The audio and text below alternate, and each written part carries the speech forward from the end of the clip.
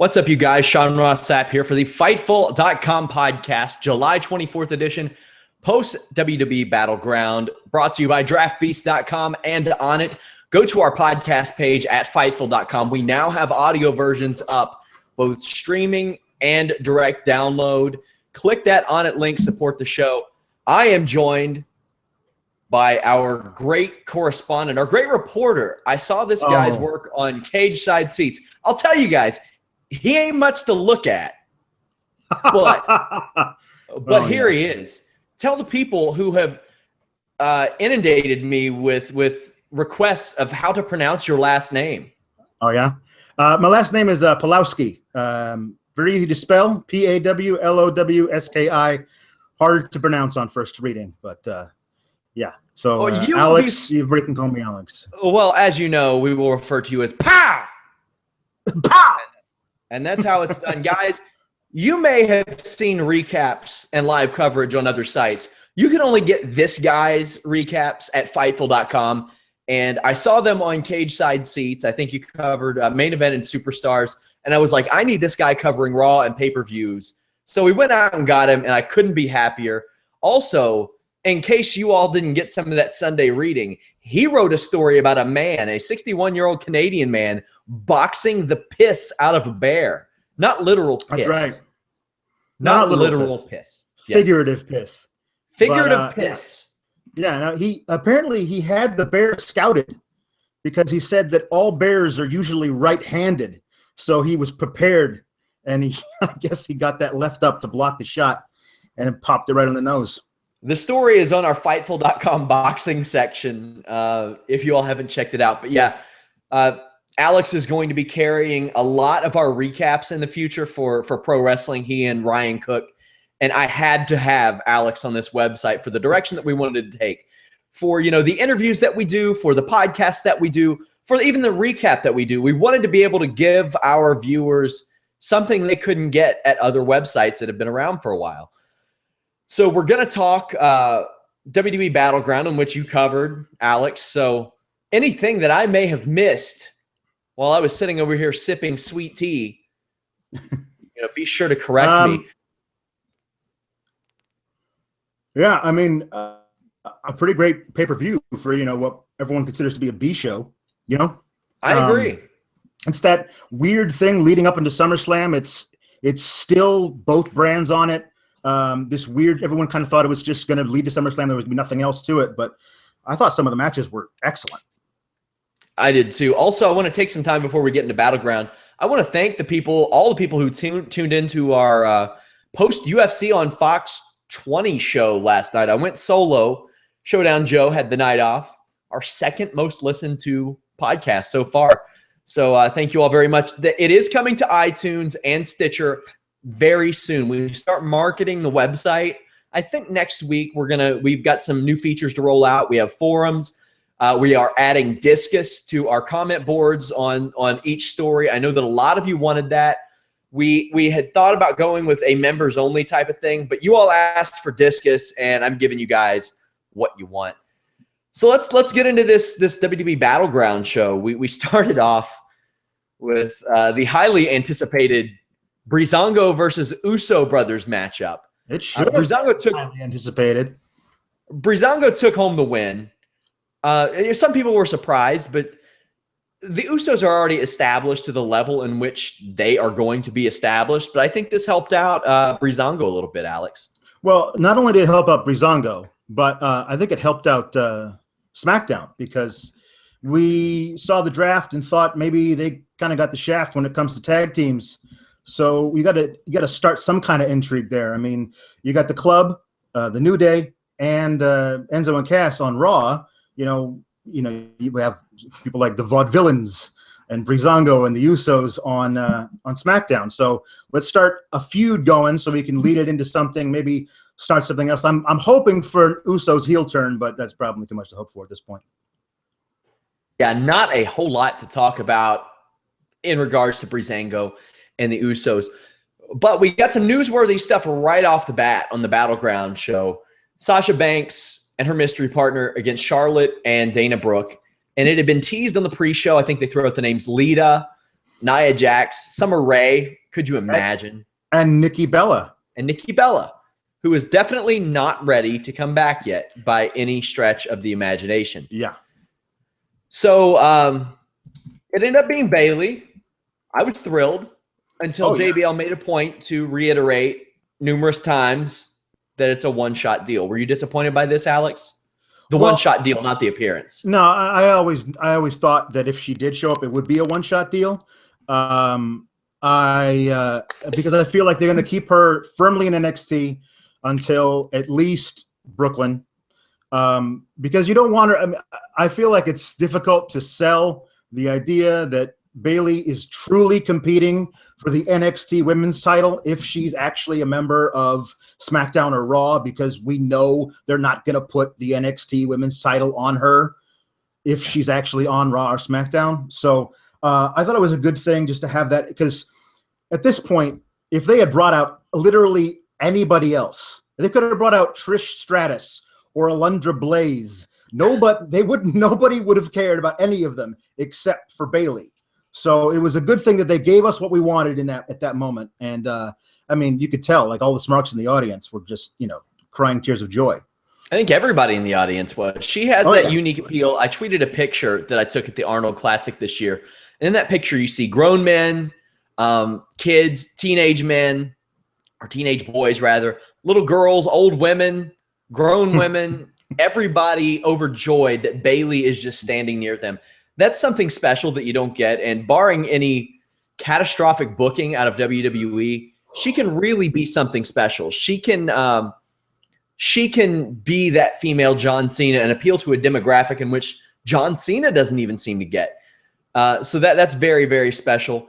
Sasha Banks got the win here, tapping out Charlotte. Needed to set up that SummerSlam match. Right. Alex, I do like that they're doing the whole angle that Charlotte has just been ducking Sasha Banks. We see it work in MMA with Ronda Rousey and Cyborg. It seems like it's causing controversy.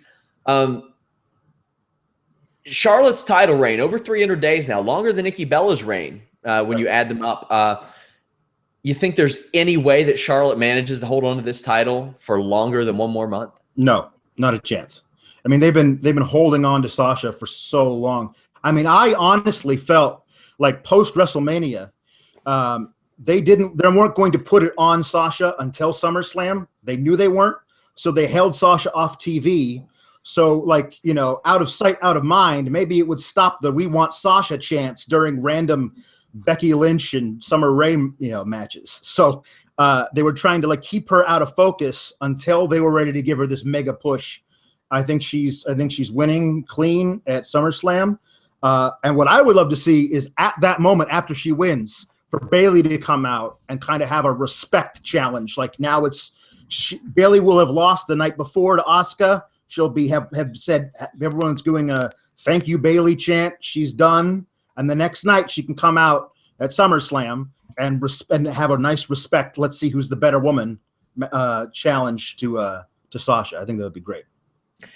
Yeah, it's like they really did think that people were going to forget about it. And it's weird to me to keep your most over talent of any particular gender, off TV for the extended amount of time that they did. I know that Sasha was battling a little injury, but there were times when she wasn't, and she was kept off TV. Right. I mean, there was the post-WrestleMania Raw where all the women were out there, and then everyone left except for Natty to challenge Charlotte, which was not what we wanted. And then at that point she was fully healthy, but she wasn't on TV for weeks. So yeah, they knew what they were doing at that point, what they wanted to do anyway. We have a lot of people asking if we think they're going to institute a second women's title. I really hope not, because that would dilute what they have worked to establish. Yeah. Also, they only have 5 or 6 women on each individual roster, Alex. I was doing a little research for my Superstars recap yesterday. I just want to stop you right there. I just want to stop you right there, guys. Could you imagine doing research for a Superstars recap? That's the type of dedication that I'm getting out of my team at Fightful.com, because I'll tell you guys, I'll tell you firsthand, I've covered Superstars for the last 2 years, and I didn't research once unless I was researching when was the last time so-and-so existed in the universe. Oh, here they are on Superstars. Yeah. Sorry to interrupt, Alex. No, it's fine. No, there was a Summer Rae and Alicia Fox match on Superstars. That was one of 2 matches on Superstars. That's the kind of quality they're putting out. And it was a decent match, but I was watching it going, this is 2 out of the 7 women that are on Raw. Like and then there are 6 women on SmackDown. That's your entire women's division. Like you have to have one belt that floats. I don't know how they're going to manage it.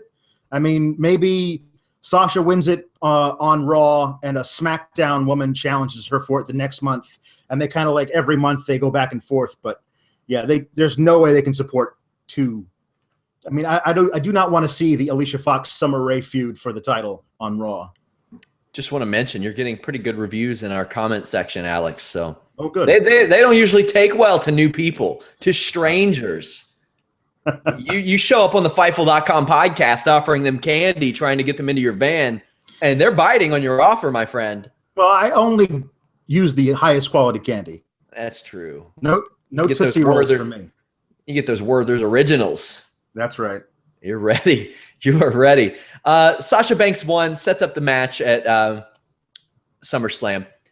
Next match, New Day, Wyatt family. If I would have told you 4 or 5 years ago that the crowd would be foaming at the mouth, excited on their feet over a face-off between one Husky Harris and one Consequences Creed of Team Pac-Man, the greatest team of all time, as a Cincinnati fan, I'll say that. These 2 guys deserved it. The amount of work that these guys have put in, and there are several things I want to touch on in this match. Great crowd. Fantastic. Yeah. The Wyatt family, for all the weirdness that goes on with them and the stop and start pushes, they're still really over. Braun Strowman, not a great worker, without a doubt. No. But that man tries his best to bump his ass off. He does. He's like, you know what? I'm not going to get a lot of chances to bump, so I'm just going to bump like I want to die. Speaking about wanting to die, Alex, Big E desperately wants to kill himself. That was not good. That was not good. See, the whole thing that I love that spot. The crazy spear through the ropes to the guy standing on the apron spot is one I will pop for every time. But he decided he was going to do that into a brick wall. Like, you can do that into, one of the shining stars and knock them into the barricade. But if you do that into Braun Strowman, he's not going to give much. So there was no momentum for him past the apron, and he just landed right on top of his head. I honestly thought there might have been something wrong there, but they never mentioned it again. So no, he's okay. I had our friend of the site, Nick Gator, updated us. Said he got up, walked away. He was absolutely fine. Oh, good. But yeah, you remember when the Usos used to started clipping their knees on the top rope when they would do that dive, and it got really scary for a while. Yeah. Then when they came back, they started to hold down the rope for each other, make it a lot easier. I don't know what you could do. Maybe have Xavier do the old stand on the middle rope, hold the top rope, right? Something of that nature. I'm starting to fear for Big E. Now, I realize that he has a neck that is made out of insane substances, but yes. Yeah.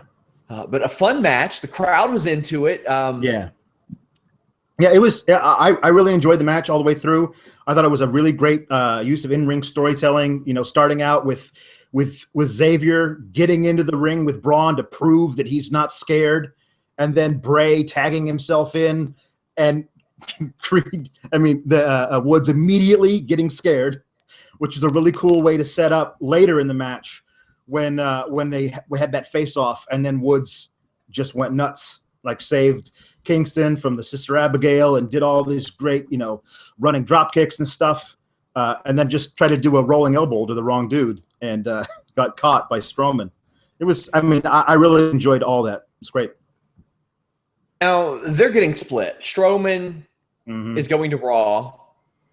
Rowan and Wyatt to SmackDown. There was, no indication that I thought maybe the Wyatt family would lose and then maybe they turn on Strowman or something of that nature. It didn't happen. Yeah.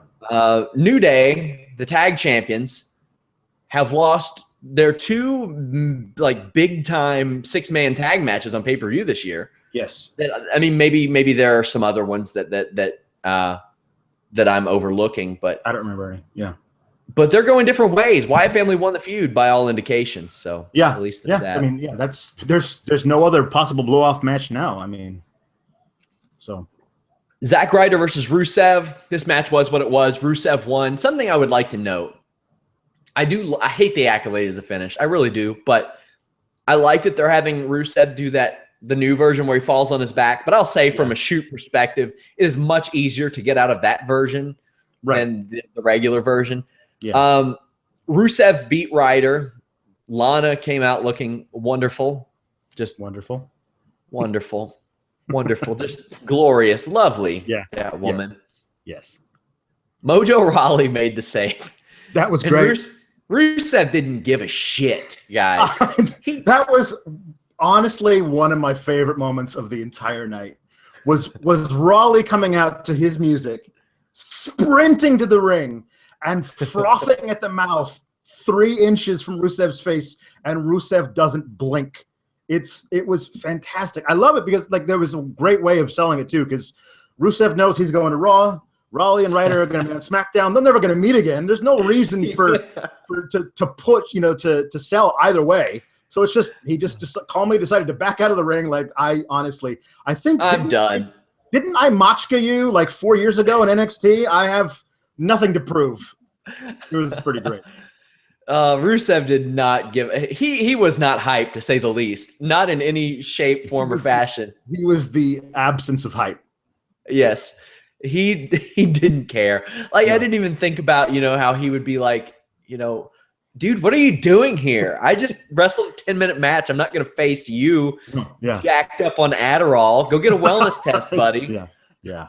Yes, Mojo Rawley better watch out. Tomorrow is his first TV taping, so he better watch out for the piss test, man. That's true. Somebody says, can't believe Sean got A-Train on the podcast, Alex. That's right. That's me. That's a new nickname for you, too. I mean, that fits you, A-Train. Hey, I like it. Yeah, sure. I'm partial to pow, but whatever. Yeah. Either way, can't go wrong.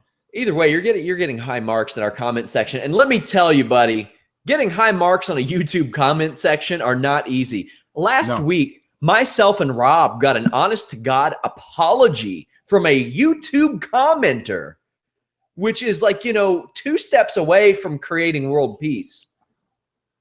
Wow. No, that's just, shocking, to say the least. Unheard of. So we had all that. Then we had one of the best damn matches I have seen in quite some time in the WWE. Sami Zayn, Kevin Owens. God. I had some people say, there were some botches in this match. Well, I hate to tell you. I'll break this down.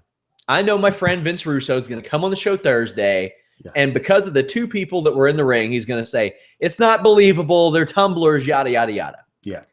I don't know what's not believable about this, because either if you want people to sell more, I hate to tell you, that's not believable, because if I never see people in UFC fights sell. I watched Gilbert Melendez get his leg hacked at by Edson Barboza for 3 rounds, and he was doing his best to not sell for that. I mean, this was a match with a story.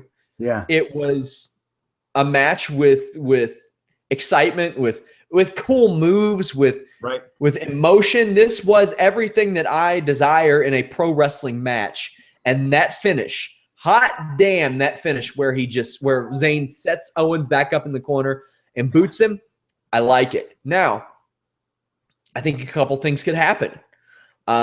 Either Owens and Zayn become like an odd couple team, or they are so inseparable, beating the living shit out of each other, that it forces a trade.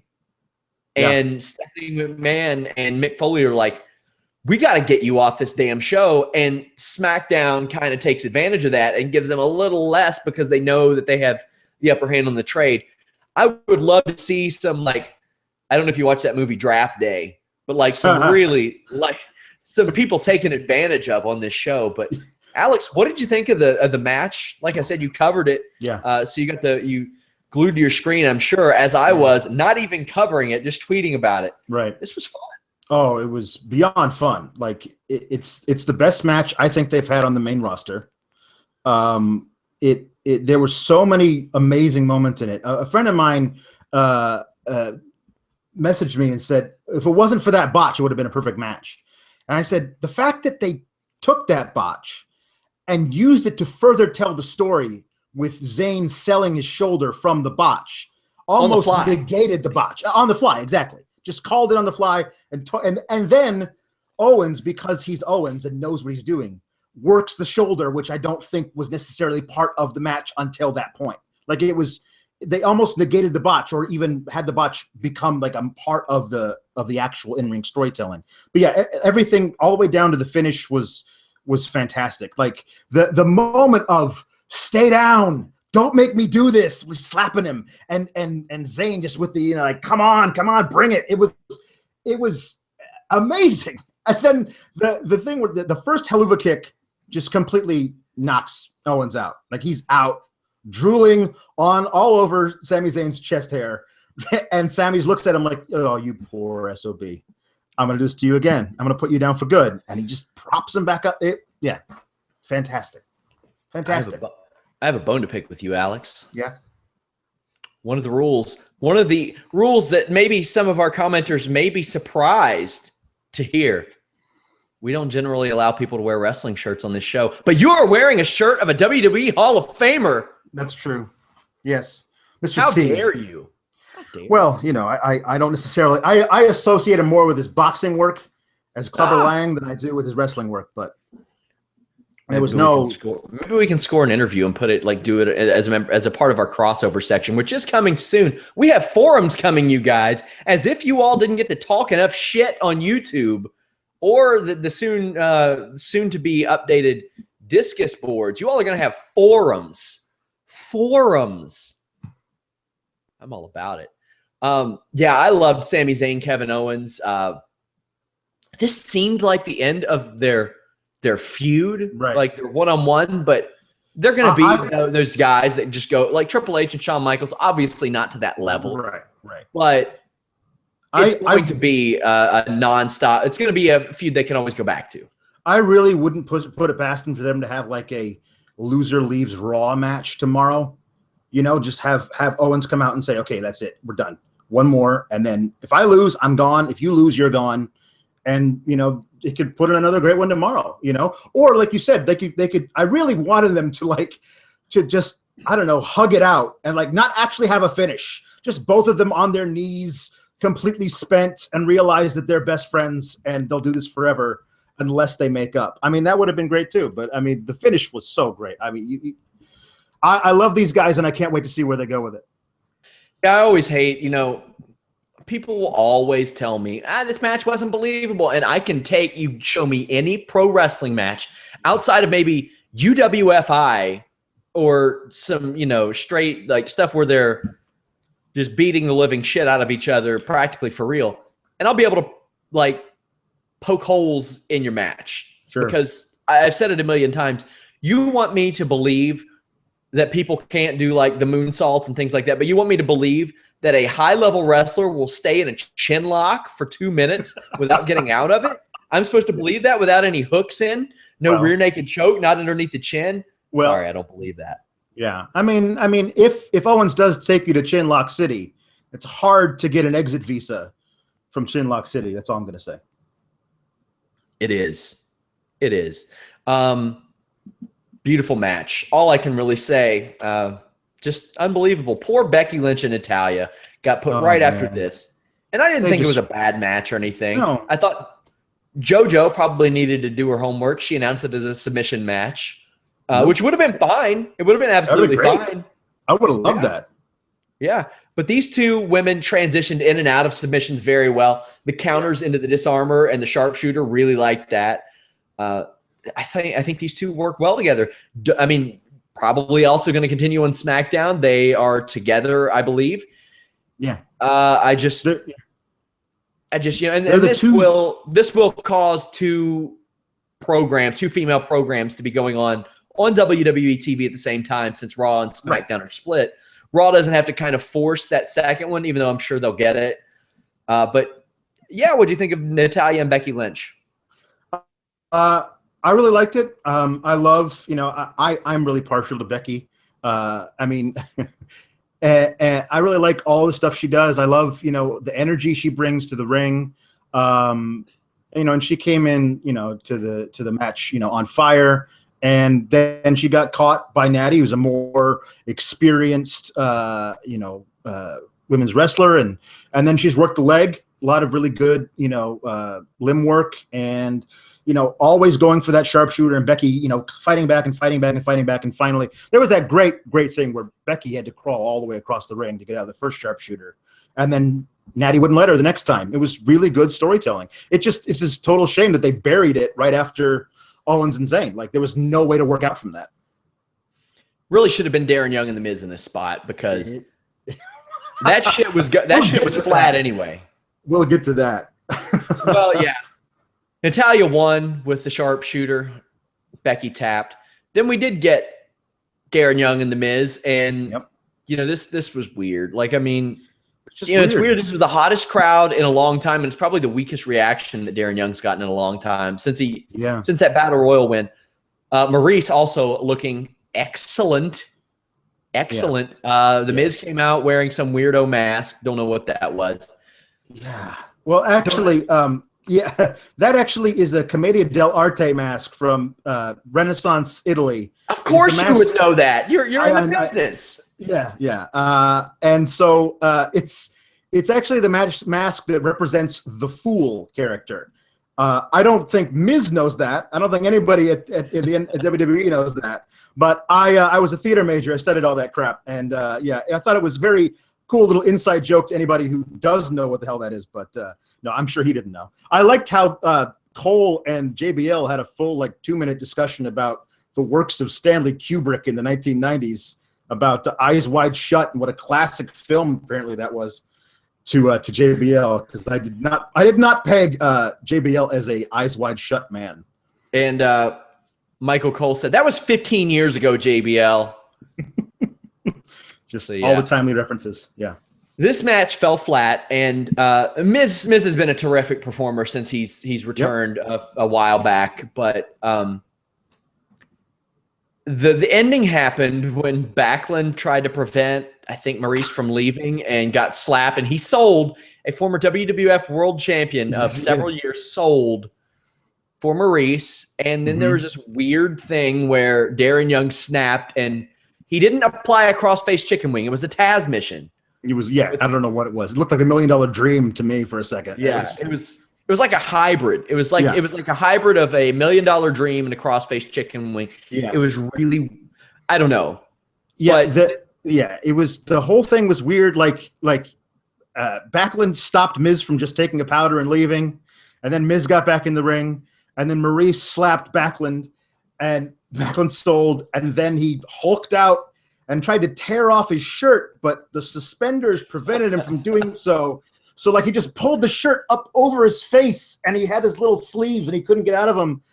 And then Young snapped and did the $1 million dream. And I don't know if you noticed this, as he was backing up the ramp with Backlund, he did the old thing that Backlund used to do, where he looked at his hands like, what have I done? What kind of power do I possess? Yes. I really appreciated that. But the whole thing is that I wonder if they just thought, well, one guy's on Raw and one guy's on SmackDown. This is never going to continue. Just screw it up and finish in any way possible to not get a non-finish, because we don't want to kill, Darren Young's momentum, even though they did, So it was kind of odd. I don't know. It was really weird. And now they're on different brands, so it's over by all accounts. It's done. Yep. Don't know. Weird ending for a feud that is ending. Yeah. We had the Club versus Enzo, Cass, and John Cena. Oh my goodness. We had some special stuff out of Enzo and Cass. Wow. That was great. I want them to keep one-upping themselves. That was all fantastic. I mean, Enzo just keeps getting, he adds more flame emojis to himself every time he goes out there. He is white hot fire. Some of the stuff he did tonight was just otherworldly. I couldn't even believe he got to certain places that he did. And then I love that, like, it shouldn't be that way, because then you force Big Cass to follow him. And I thought Big Cass did some great stuff with the soccer mom stuff, with, you're gonna pick up the kids from Pee Wee soccer practice and drop them off at Raw, and then you're gonna go to SmackDown. Like, that was good, but there's no way it can follow all the stuff that Enzo was doing. So yeah, but both of them were great. Enzo unleashed the soccer mom minivan jokes. It was you really got it. It's just, I can't do it justice by even talking about it.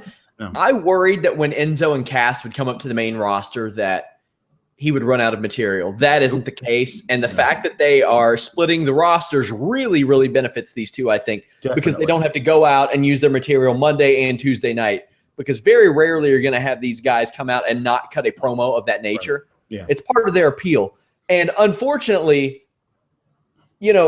I drew a lot of comparisons to them and the New Age Outlaws. I thought they would be the Northern New Age Outlaws. Yeah. To me, they have exceeded them on the mic because they go one step further. Right. They do their whole spiel, but then in between, they do something completely different every time. Road Dogg used to kind of do that. I was a Road Dogg mark back in the day. Like, oh, you didn't know? I'm that guy. That got me every time. But these guys are way better than that. I mean, because not only do they have their set stuff they do every time, but then they add to it all the time. It's always brand new. My favorite part of the whole beginning is that Cena never got on the mic. Yeah, like, he was just content to let these young guys work and do their amazing stuff and not kind of like get in the way. But that was great to see him pass the torch. I mean, if that's not a torch passing, I don't know what is. Like, that was, yeah. Enzo, Cass, Cena win. I had somebody that complained about this, but I mean, the club is going different directions now. Yeah, there's nothing gained for them to win together. Meanwhile, you have to give John Cena a win because he lost to AJ Styles, and they're going to run that back at SummerSlam by the looks of it. Absolutely. Both of them are on SmackDown. Enzo and Cass, they stay over because they're one of the hottest acts in wrestling right now. Anderson and Gallows will be fine on Raw. Either they're there to do what they're going to do, and hopefully they do something with Balor. But this wasn't like a great technical match by any means, but it was a great sports entertainment match that got the crowd crazy, accomplished a lot of things, furthered some storylines, got a couple people over, advanced things towards SummerSlam. I had a lot of fun watching this match, Alex. Yeah, me too. I mean, there are things that I'm always going to pop for in an Enzo and Cass match, even if I see them over and over again. Anytime Cass throws Enzo at somebody, I'm popping on my couch. If he throws them over the rope onto them on the outside, I'm popping even more. And my favorite thing and my favorite move in all of wrestling for like the past month has been the Cass Big Boot. Like he beheaded AJ Styles on the outside, and that was fantastic. I mean, it's so funny to like have him do a match with another guy who does a big boot like Luke Gallows and have it be nowhere near as quality as the big boot of Big Cass. I mean, I had a friend who also complained like Cena wins, LOL, but he's I mean, AJ took the super powered version of Cena's finisher to lose. Like that was of kind of protecting him while burying him. You know what I mean? It's not the same thing at all.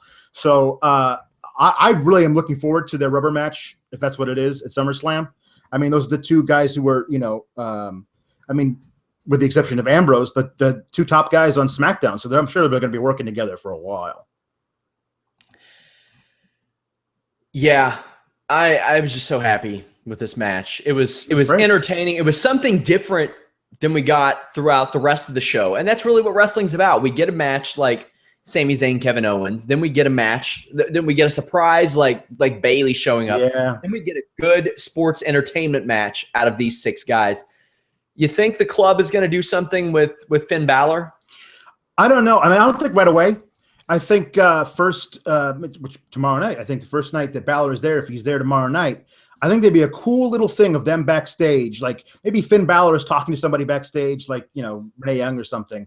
And then as the camera pans away, it's Gallows and Anderson. And it's like, hey, welcome to the biz, kid. Like something like that, like shows that they know each other, but they have history, but it only starts. It doesn't like because so many of the people who watch Raw have no idea about stuff that goes on in New Japan. So you have to start the germ and then let it like blossom from there. But I think it would be kind of cool to see them do something together. But personally, I feel like they might be just they're putting the cruiserweight title on Finn and letting him like anchor that division for a while, because I can't see Vince going, yeah, let's absolutely insert the 190-pound guy into our World Heavyweight Championship division.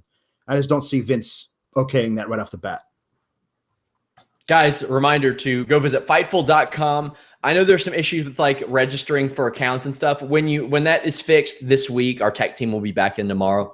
You'll be able to access exclusive content. We'll probably be doing some exclusive podcasts that will show up as unlisted on the YouTube. By the way, subscribe to our YouTube page if you all already haven't. Thousands of you guys have watched this, and we already have like 1,300 subscribers. But hey, go ahead and click that subscribe button. Show us some love. But yeah, once you register on Fightful.com, you'll get access to Vince Russo's articles, which will be becoming exclusive content. Absolutely free, no credit card needed, anything like that. You'll also get stuff from Showdown Joe. We're going to have a lot of like pro wrestlers, MMA fighters, people like that doing like guest articles, guest podcasts, things of that nature. In talks with some interesting people. Still bringing more guys onto the team. Of course, we have Alex doing some recaps and great news stories about Bears getting the shit beat out of them. That's right. So that's always cool. So definitely check out Fightful.com. Spread the word. Help us out. If you all want this site to be successful, if you all want this to be more of what you want, then share the page. I had somebody ask me earlier, why would you leave and start a new site? I didn't start the site. Another guy started the site. A guy from Toronto started the site. He put the team together. I'm the editor of the site, the managing editor. So how dare I take a new job? How dare you, Sean Ross Sapp? How dare you? How dare I move to a new site and get a dozen great people to help me with this? How dare I get people jobs? How dare you? How dare I? Yeah, Fightful.com, guys. Go there. Go look at all of our stuff. If you don't like MMA, wrestling, or boxing, you can filter that shit out. I don't care. Yeah. Just click the tab. Click the tab. I don't care. We're covering it all, though. Yep. We're even covering main event and superstars. Yeah, very well, mind you. You do good. Well, good. Yeah, I got to be completely honest. I think August 6th, I'm going to a wedding and a housewarming party. So the site will be unmanned by me. And it's Alex and Carlos and Ryan and all those plebs that are going to be in control of the stuff. Carlos is going to be covering UFC. So many wacky hijinks are going to happen while you're gone, boss. I'm nervous. I've been putting in 70 to 80-hour weeks lately. So, man, and Alex has been up working on stories at 3 a.m. Yep. I'm a night owl, so. Me too. Me too. Definitely. People always ask me that. They're like, why do you go to bed so late and then wake up so late? Well, the reason why I do that, being on the East Coast, is WWE and UFC don't really like to break news early in the morning. Right. They like to break news like 11 and after, because the West Coast, if you break news on the East Coast at 8, then the West Coast sees it at 5. So, yeah, more news breaks late at night than early. Also, you get those UFC shows that have me up till 4 or 5 in the morning covering post-show stuff. So, yeah, that's why I keep those hours. More from Battleground. Chris Jericho, Randy Orton. Randy Orton in pants. It is a new era. He was like your fun uncle. Like it didn't make sense. It's not the guy I remember punting dudes in the head. But the story is he wore pants. So that means the streak is over. Yeah. It's over. It's over.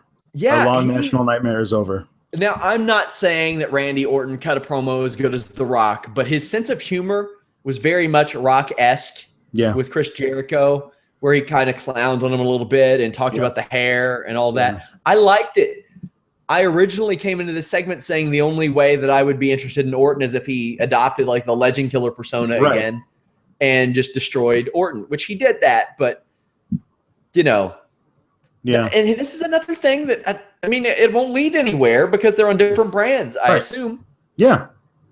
I mean, unless they're undermining the idea of the draft already. I guess I don't. I mean, if by the end of SummerSlam they're already going back to Raw Super shows, this whole thing is like falling apart.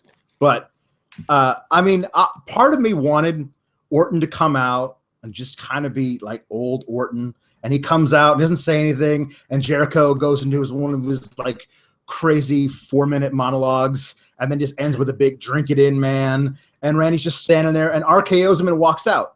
Like, that to me would have been a bigger, like, oh, well, now I want to see that guy face Brock Lesnar. But he would have to continue that on SmackDown as well, in my opinion. So he should just RKO dudes left and right, never have an actual match until SummerSlam. I would just running in an RKOing guys. That would have been how I would have built up for SummerSlam. But this was not that. I would have traded this for that, but this did have one thing that I loved, which was it takes 20 suplexes to get to Suplex City, but only one RKO to get to hashtag Viperville. Viperville is the new destination spot in the WWE. And then, of course, only one RKO to get to Viperville. No enhancements required. Now, funny that he says that. Yeah.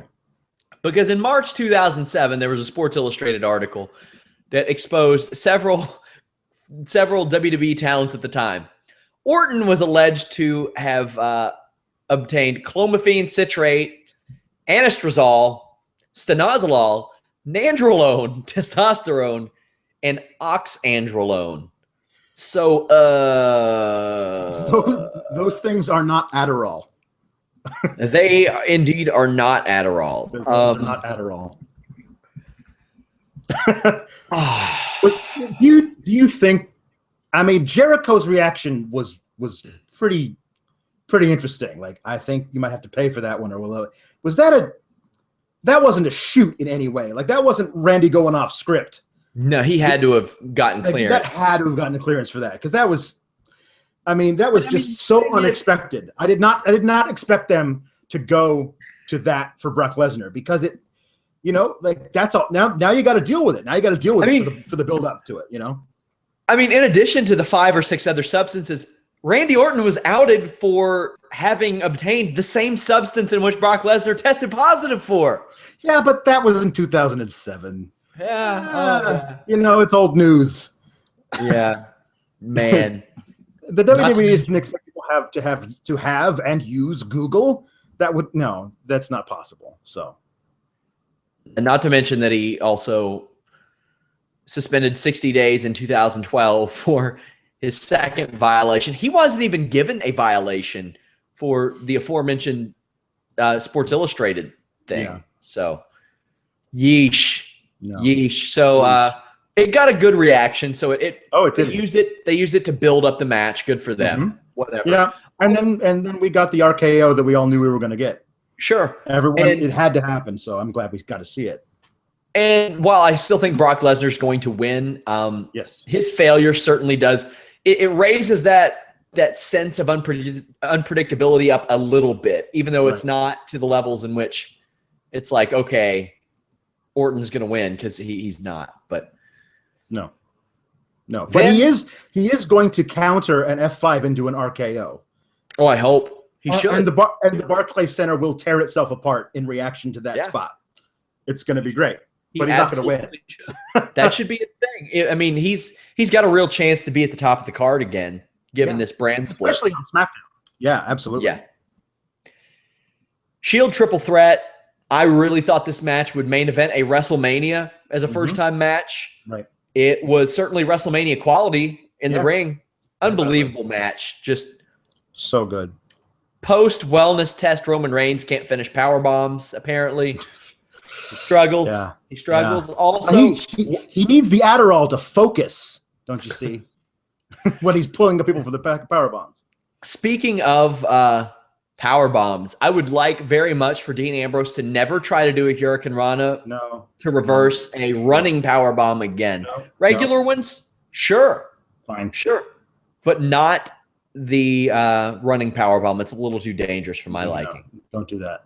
Yeah. Also, I didn't talk about that crazy spot earlier, that Sami Zayn brainbuster on the apron. That was crazy. That was crazy. That's the type of thing that I would only like to see done once a night. Darren Young did not need to do his backdrop on the apron in their match. To be fair, he's been listening to you, and he didn't do it in the first 2 minutes of a match on Superstars. And the first 2 minutes of an opening match on Superstars. That's right. He saved it for near the end of a match on a pay-per-view. So, how long have you been watching Superstars regularly? Just since you've worked here, or? No, I mean, I because I'll put it on. I used to put it on the background. It's on Hulu or whatever, just to see, because there's 2 5-minute matches. So if you fast forward, it's 10 minutes of wrestling. So if I'm sitting there eating lunch or something, I'll put it on and then it's over. Easy show to cover. Right, exactly. And I mean, even though it's just to watch, like occasionally there are good matches on Superstars. It happens once in a blue moon. There was a match like a month ago between Corbin and Swagger, of all people, that was really, really good, like high quality.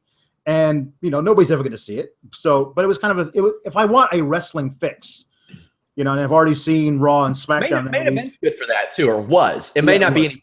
Ryder and Stardust had a good match on Superstars too. Yeah. But usually the formula is they start off, you get the 4-minute opening match, then you get like a 10-minute main event or an 8-minute main event. Yeah. Enough about Superstars. Enough about Superstars. Too much of that. The Shield had a triple threat match. They did. We're burying the lead here. Yeah, and they kept doing cuts to the Raw and SmackDown locker rooms, watching, which kind of played in comically at the end. As I mentioned, you covered this. What'd you think of the match? Did it live up to your expectations? Did it exceed your expectations? What'd you think? Well, the thing that was interesting to me about it was that it felt like they had been talking about what they would do if in a match between the three of them since long before Seth turned on them. Like, it felt like they had these spots that were planned out. There were too many things that they had worked out at some point in the Performance Center. There was a thing where Reigns super punched Rollins. Directly after that, he got perfectly timed a wacky clothesline from Ambrose off the ropes. Like, all these things were really, really well put together. And I was honestly very surprised, like you were, that it wasn't a WrestleMania or a SummerSlam match. But I'm very, very interested to see in when the second time this happens. Like, when's that going to be? Because there's going to be a Shield Triple Threat Part 2. And when that happens, it's going to be even better than this one. It has to be. There's going to build on it. I really, really loved a lot of the things in this match.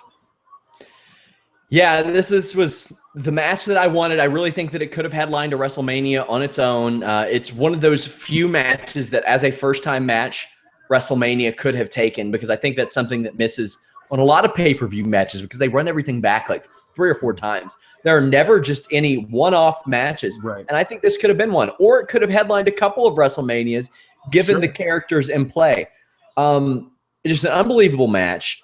Ambrose won clean. Whistle. After being, beaten down essentially as he's the third guy of the Shield for the last couple of years. He gets the wins when they mean the most. He outdid Roman Reigns and Seth Rollins last month. Then he outdid them this month and took the title to SmackDown. We had everybody celebrating. Kind of weird to see Roman Reigns' cousins lifting up Dean Ambrose on their shoulder. That was wrong, man. It was weird. It was not right. Do that? Yeah, no, that was not okay. Like, you can't have him feud with AJ Styles and make it the the bloodline, and then no, brand loyalty is much thicker than blood. You know what I mean? That didn't work out for me. It was a weird ending. Like, it was this thing of like it wasn't that Ambrose won the match. It was that SmackDown won the match. And I honestly wonder if the way that they decided to finish it wasn't determined by the fact that everybody after the draft seemed to think that Raw totally, buried SmackDown in the amount of, like, it was a Raw looks like the much bigger show. So in order to combat that perception, we're going to keep the title on a SmackDown guy. Biggest news of the night, Virgil was backstage. So that happened. Yep. He got his meat sauce. So that happened. Also, we had Mojo Rawley and Bayley show up. Dean Ambrose going over clean. SmackDown getting a much-needed win. I'm excited to see how Raw and SmackDown play out this week. Me too. With these rosters, because, we've seen some pretty thin Monday Night Raws, and now we're chopping that roster in half. Yeah. So they're going to have to do something different. I don't know if they institute a cruiserweight title, what they do there. I don't know if we get answers about a women's title, about another world title, about what the hell happens with the tag team titles. Yeah. I don't want two versions of all of these titles again. I really don't. I don't want it either. My prediction is that you're going to have Stephanie pout and insist on creating a second world title for Raw since Dean has it on SmackDown. Like it'll be Stephanie kind of healing it to get to that point. And I don't know how they determine it. Maybe it's a tournament. Maybe they just decide, it's Roman versus Rollins. I don't know. But I think that Intercontinental stays on SmackDown. I think the U.S. title stays on Raw. And I hope that the women's title and the tag titles float back and forth. Yes, I do too. I thought this was an awesome show. Yeah. I thought it followed a formula that I thought was very, very good.